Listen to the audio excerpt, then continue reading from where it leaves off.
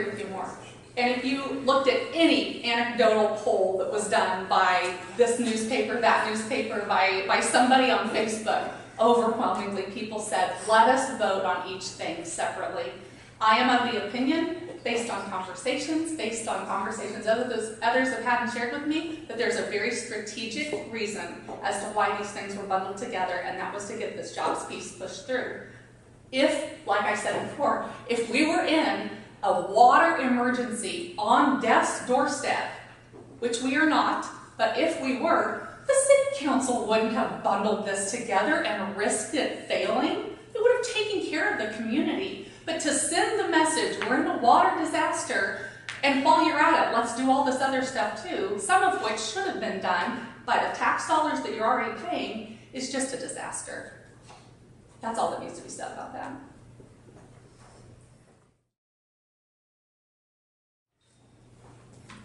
Let's revisit the process of getting to where we are today.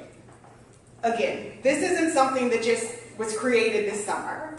This is a few years process to where we have gotten to finally have these 4 things on the ballot.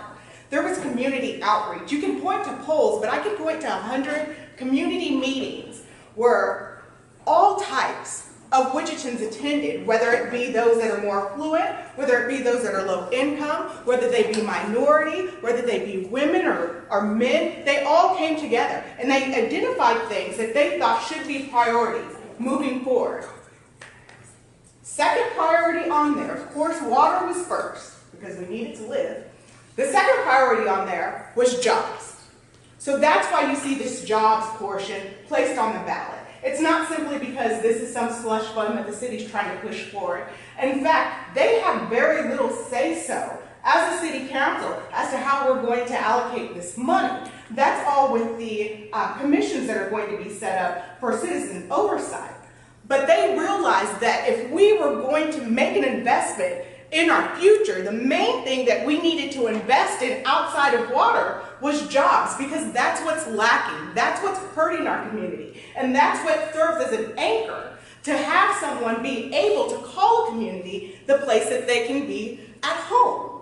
Without a job, you don't need anything else because you don't have the money for anything else. So that's why that was added in. They wanted to make sure that we were hitting all of their priorities that were identified by the citizens. And I'll just add too, Moj, you did a great job explaining that. It's the only one